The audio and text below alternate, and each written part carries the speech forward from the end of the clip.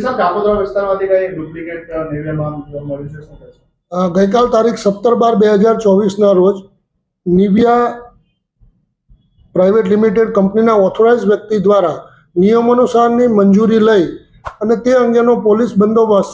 Kapodra police station પાસે માગતા અને કાપોદ્રા પોલીસ સ્ટેશનને એવી હકીકતની જાણ કરેલ કે તેઓના પોલીસ સ્ટેશન વિસ્તારમાં BSNL ઓફિસ પાછળ સાગર રોડ પર સર્વોપરી સોસાયટીમાં કેટલાક વ્યક્તિઓ નિવિયા કંપનીની અલગ અલગ બ્રાન્ડની વસ્તુઓ ડુપ્લિકેટ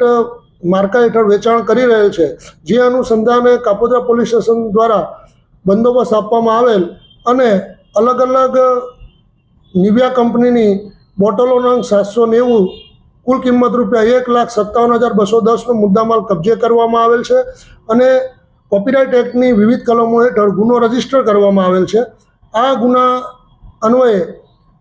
2 આરોપી વિપુલ નરોત્તમભાઈ કાછડિયા તથા પૂર્વીશ ગોરધનભાઈ સુજીતરાવની કાયદેસરની ધરપકડ કરવામાં આવેલ છે અને હાલ આ ગુનાની તપાસ PSI Shri L Pandya Kapodra police સ્ટેશનના કરી રહેલ છે. આપ જાણો છો એમ